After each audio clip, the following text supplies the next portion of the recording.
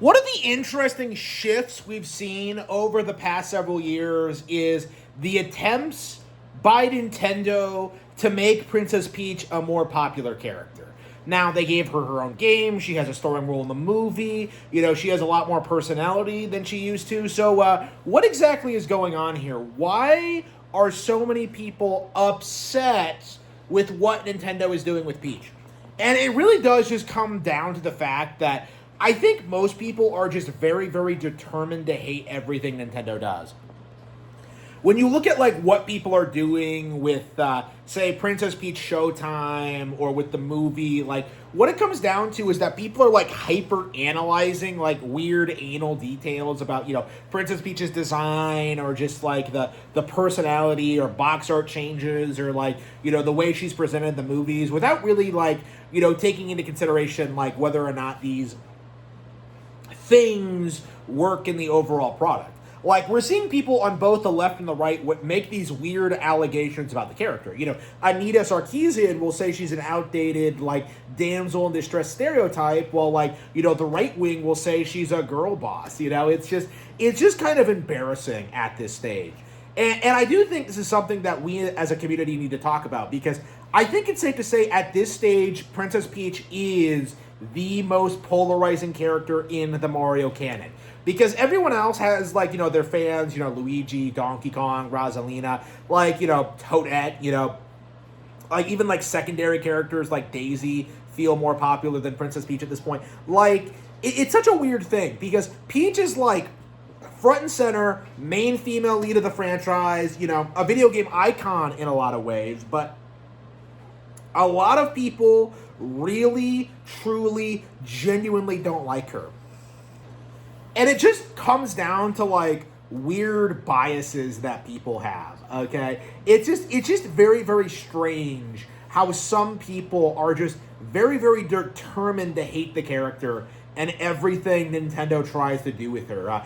For example, I think it's safe to say that Princess Peach Showtime has become the Nintendo Switch's Star Fox Zero, right? Because it has the same exact playbook, where it was a game that came out towards the tail end of the Switch 1's life cycle, just before the Switch 2 was unveiled. It was this big deal. People were interested in seeing what happened. And then, because, it came out and it was very, very controversial and very, very polarizing, because, people did that thing where they pretended the game was for kids and that it wasn't very good, and that it didn't really make good use of the character, when I thought it was very, very good. And it really, really kind of emphasized, everything I liked about the character and everything I liked about, Mario and everything. I thought it was very, very entertaining. But again, here's the issue, right? Is that no matter what Nintendo does, somebody's going to complain. So for Princess Peach Showtime, the issue with it was that it's not hard. It's a kid's game. It's a game about Princess Peach. What were you expecting? It's you look at situations like this. You look at how people freak out about her personality in the movies, and you look at how people are just spurging out about certain statements that Miyamoto has made about her in recent years, and you really get this sense that there's no real easy way out of this. Because no matter what Nintendo does, you're going to see a lot of grown-ass men bitching about Princess Peach. And it is downright embarrassing. It's a very interesting shift we've seen over the past several years, because I think a decade ago, around this time, people were complaining about, Star Fox, and how, we were getting rehashes of 64, and how, that series hadn't grown or evolved, and how we needed a new F-Zero, and now how we needed this or that. We needed, more mature Western games. And, it's so interesting to kind of see how over time the narrative has kind of shifted, back then, people were, ragging on New Super Mario Bros. And saying it's stale, derivative, and uninspired. Now, it's beloved, 20 years later, New Super Mario Bros. Is beloved. And, Princess Peach Showtime, I think, is going to go through a similar arc, in which people who had no business playing this game, people like Arlo and, people like that, those guys, how long do you think they can get away with trying to, present Princess Peach Showtime as, the lowest of the low? Okay, like how much longer can they keep bringing it up as like an example as to like everything that's wrong with modern Nintendo? Because that tends to be the trend whenever Princess Peach Showtime comes up these days, is that like it's always the butt of jokes. You know, like I actually just did a video on Nintendo Land today, members only, where like he kind of talks about this, where he's kind of like, yeah, like Princess Peach Showtime, it was too easy and it was disappointing and it was so bad. And I was just kind of like, this is the game's legacy now, where you have grown-ass men bitching about Princess Peach Showtime not being hardcore enough, you know? Like, you have Muppets spurging out about this game without, like, really extolling its virtues or the things it does, or, like, you know, like, the reality of it is that this was a game clearly intended for little girls, that will clearly appeal to little girls, and obviously 20 years later will have like a fan base of primarily like young women, you know, like, again, obviously, like, over time the game is gonna like build up a reputation and build up an audience and have like a kind of appeal. You know, we're kind of seeing that now with games like Star Fox Adventures and Luigi's Mansion and stuff like that, where like, you know, a lot of these very universally despised GameCube games are now getting like, you know, a lot more respect and attention, because the people who grew up playing them, who understand their appeal and their value, are now like advocating for them. And like the people who were bitching about them for petty, lazy reasons, Luigi's Mansion not being a proper 3D Mario game, for example, like those guys, they're not going to sit there for 20 years bitching about like Luigi's Mansion forever, okay? Like, I don't know anybody who does that. Like, Sean Malmstrom tried to do that with Mario 3, but, like, the end result of that is just, you know, of him just getting, like, drowned out by all, like, the love and appreciation for, like, games like Mario Wonder, which he fought very, very hard to, like, to downplay and ignore. Like, we still see people, like, you know, try and say these games aren't good. You know, you see people like come out with these weird fringe opinions, like, oh yes, Wave Race Blue Storm is the last good Nintendo game ever produced. Like, you know, you see people like, you know, spout out nonsense like this, but the reality of it is that Nintendo is putting out very good games all the time, and they are getting new fans all the time.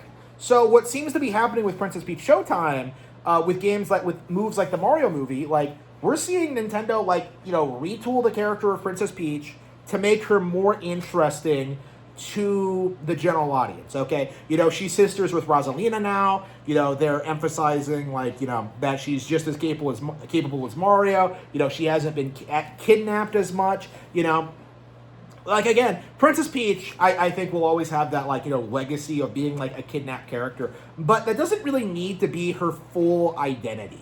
You know what I mean? Like, the thing about the Princess Peach thing is that, like, a lot of conservative fans have this idea that she should always be the damsel in distress, that she should always be kidnapped, that's, like, all she's good for.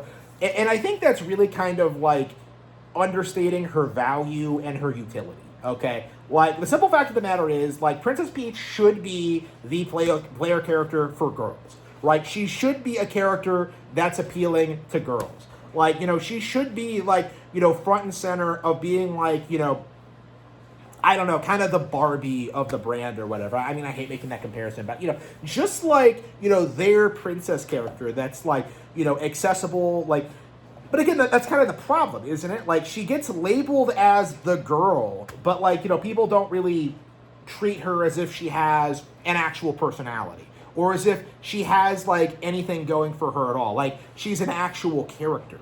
And that's kind of the thing, you know, when you compare her to the rest of the cast, is that, like, you know, Mario, Luigi, Bowser, like, they all have, like, clearly established, like, motivations, goals, abilities, and skill sets. And then, like, Peach, a lot of people just have this mindset that, like, well, she should just be, you know, Peach. She should do what she's always done. And, like, I feel like a lot of people just don't really think about, like, how much the characters have grown and evolved over time.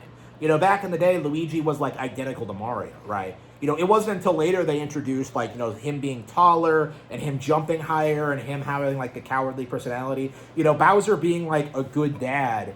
That didn't come about until Super Mario Sunshine. Again, we've slowly seen like more and more like character introduced to the cast over the years, and it seems like right now Nintendo understands that like they're in a position where they really, really, really, really, really need to do something with Peach.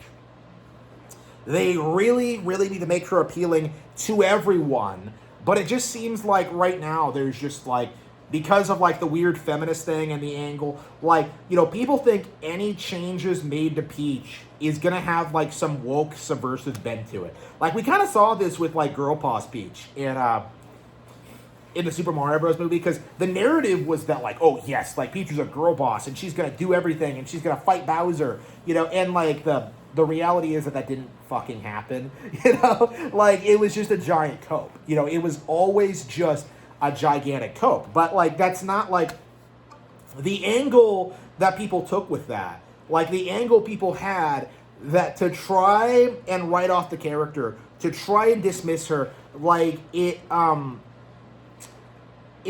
just didn't stick, And I think that's kind of like the reality of the situation, is that the character herself is growing and evolving in a really good, positive way, that I like, that anybody who's like playing the games likes. But the problem is that like the people bitching have this weird preconceived notion about like what Peach should be, and like won't really accept like any deviations from that, like. Again, the way Anita Sarkeesian tells the story is that, like, Peach should just do everything Mario does without having her own power set, her own abilities, her own, like, personality, or her own, like, identity, really. The typical girl boss method. While, like, the right wing thinks she should just, like, not do anything. And I think both sides are wrong in that respect. Like, Nintendo understands that, characters like Peach and Daisy, and I suppose Rosalina as well, like, they really do a lot to make the characters feel like a more lived-in setting.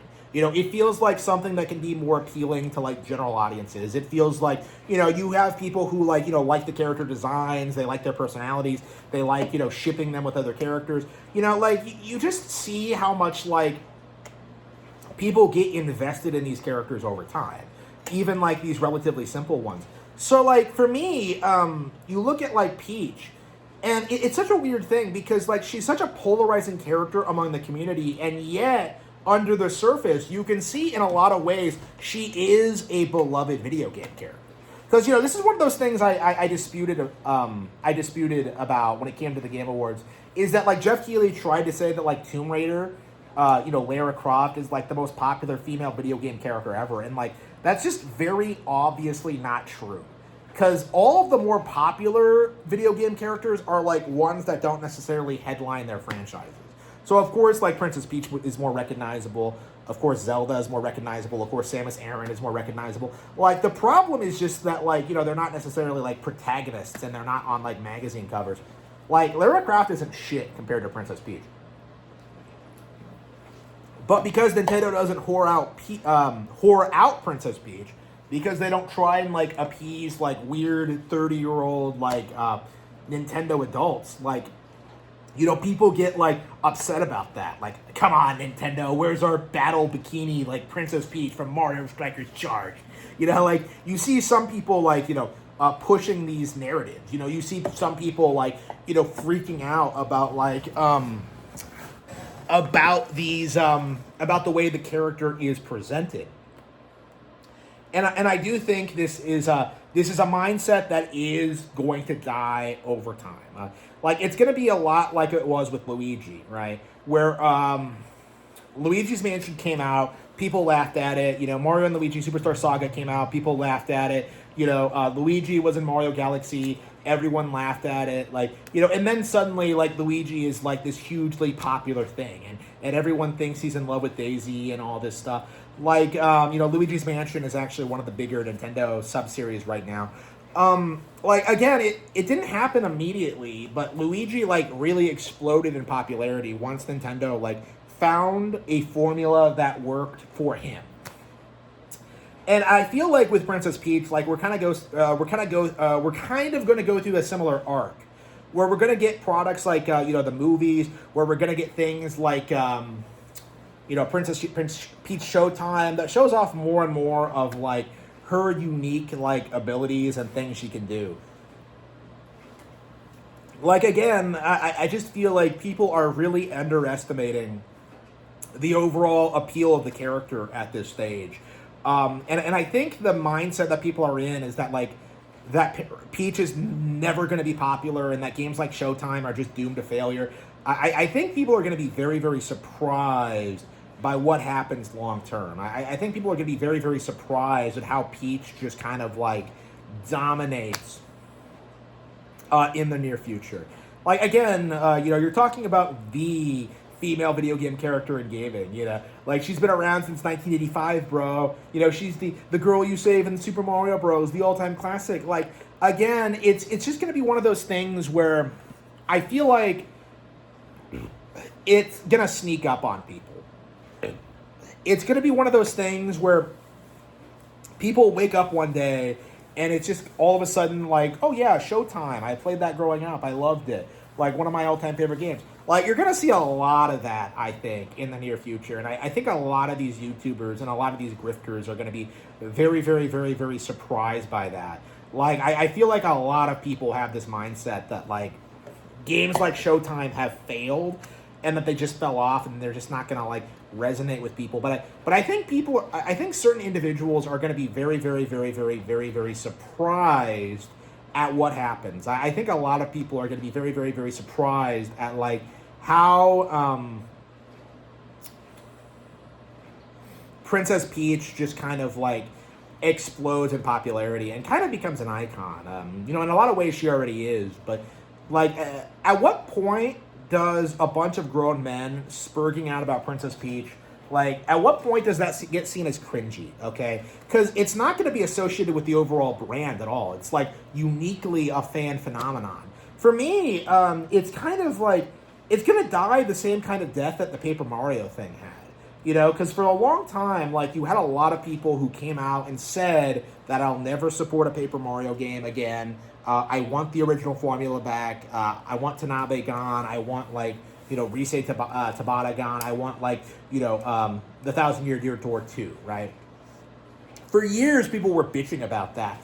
And it led to, like, Mario and Luigi getting downplayed, and, like, people celebrated when Alpha Dream shut down, and they spurred the fuck out when Brothership came out. Like, you had, like, one of the most toxic Nintendo communities ever in that space. And now it's like, it's just kind of evaporated, I think, because, like, the people who grew up with that game are older now and aren't nearly, like, obsessing over it nearly as much, Like, I myself, that was one of my favorite games growing up.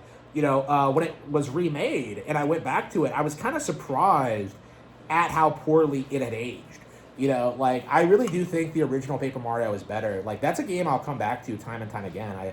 I've played it consistently since, I first played it. And yet, like, the Thousand Year Door, like, not as much. Like, again, people hype that up because of the vibes and how dark it is and the story, bro. But, like, at the core, it's not that good. Like, it's just a really good example, I think, of how, like, we can have this, like, radically changing perspective on things as we get older. What was once one of my all-time favorite games is now, like, a giant nothing burger. But obviously, I still treasure those memories of playing that game and loving it for what it was growing up. But at the same time, like, people need to, like, understand that we're gonna have the opposite happen too. Where games that were, like, initially downplayed and ignored, games like Princess Peach Showtime, games like Star Fox Zero, games like New Super Mario Bros., eventually they're going to have a massive resurgence of popularity due to being, like, retro or due to people, like, growing up with them or having this shared experience with them.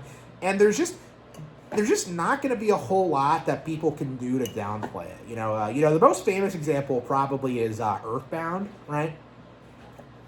Initially a huge bomb in the U.S. Like, nobody played it, nobody talked about it, it was expensive. Earthbound was a complete disaster. Weird marketing campaign. 10 years later, became a classic, okay? Very high, very hard, very sought after, very hard to get a hold of, and then eventually, it got re-released, on the Super Nintendo Classic and on NSL. So like, and on Wii U Virtual Console. Like, Earthbound is probably a really good example, I think, of just how these like initial impressions and these initial reviews and like this initial critical coverage, like they don't really mean anything. Like what really matters is like whether or not people enjoy these games, and I feel like more and more that there are very few Nintendo games that come out that nobody enjoys. Like it is very difficult for me to name any Nintendo game that's like straight up bad.